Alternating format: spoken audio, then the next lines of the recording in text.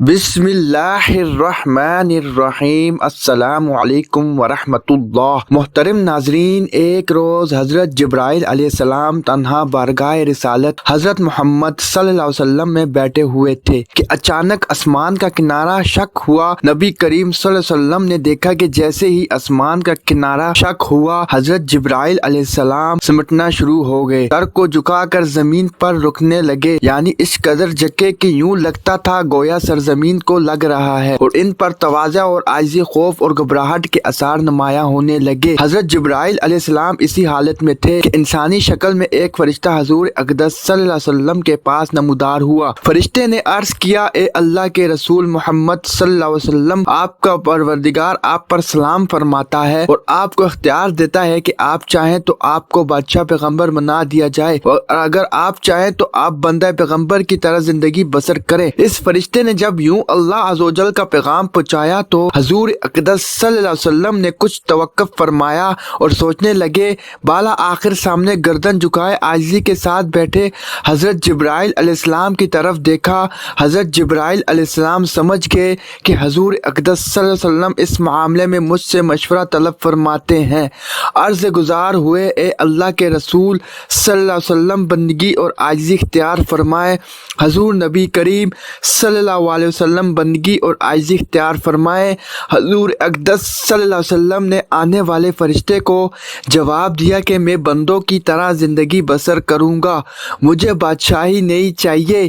وہ فرشتہ یہ جواب سن کر دوبارہ آسمان کی طرف عروج کر گیا تو حضرت جبرائیل علیہ السلام بھی اپنی اصلی حالت پر واپس آ گئے۔ حضور صلی اللہ علیہ وسلم نے حضرت جبرائیل علیہ السلام کو اس انداز میں دیکھا تو فرمایا، اے جبرائیل، میں تم سے پوچھنا چاہتا تھا کہ یہ فرشتہ کون ہے جسے دیکھنے کے بعد تم پر عجیب حالت طاری ہو گئی؟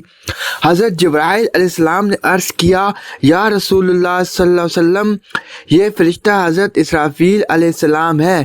جس دن سے اللہ تعالیٰ نے انہیں پیدا فرمایا ہے، یہ تجلی الہی کے حضور کھڑے رہتے ہیں اور اپنے دونوں قدموں کی صفت باندھ کر کمال خشوع سے کھڑے رہتے ہیں، حتیٰ کہ اپنی آنکھ کبھی اوپر نہیں کرتے، اور ان کے پروردگار کے درمیان اسی حالت میں قریب بھی ہو جائیں تو جل جائیں۔ ان کی ڈیوٹی صرف یہ ہے کہ لوح محفوظ ان کے روبرو کبھی ہے اور انہیں اس لوح کی پوشیدہ چیزوں کی اطلاع دی گئی ہے۔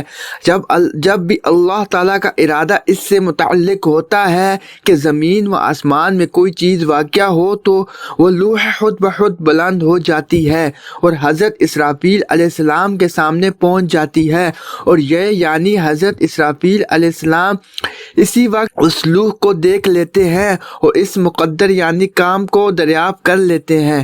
اگر وہ کام میرے متعلق ہو تو وہ مجھے حکم کرتے ہیں، اور اگر وہ میکائیل علیہ السلام کے متعلق ہو تو ان کو کرنے کا حکم دیتے ہیں، اور اگر ملک الموت سے متعلق ہو تو انہیں حکم مل جاتا ہے۔ حضور صلی اللہ علیہ وسلم نے فرمایا، میں نے جبرائیل سے پوچھا، آپ کس کس کام پر مقرر ہیں؟ جبرائیل نے عرض کیا، ہوائیں چلانے اور لشکروں کی فتح و شکست پر میں پوچھا، اور میکائیل عرض کیا بارش اور نباتات پر، پھر پوچھا اور ملک الموت عرض کیا روح قبض کرنے پر۔ حضرت جبرائیل علیہ السلام نے مزید عرض کیا، جب اسرافیل علیہ السلام نیچے آئے تو میں نے خیال کیا کہ اب قیامت قائم ہونے کا وقت ہے، اور ڈر گیا، اور میری حالت میں جو تبدیل آپ نے دیکھی ہے وہ اسی ڈر کی وجہ سے تھی۔ تفسیر عزیزی، حضرت اسرافیل علیہ السلام کے وہ معزز فرشتے ہیں جو اپنے منہ میں سور لیے ہوئے ہیں کہ جیسے ہی انہیں حکم ہوگا یہ سور پھونک دیں گے، اور یہ قیامت کے قائم ہونے کا دن ہوگا۔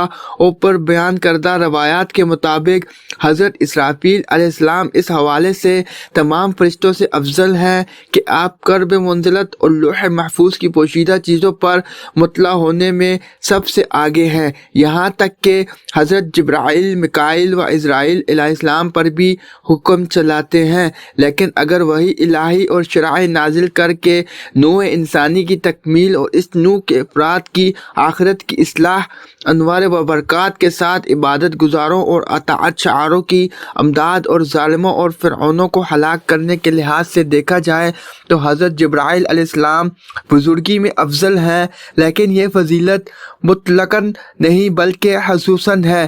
منقول ہے حضرت شاہ عبدالعزیز محدث دہلوی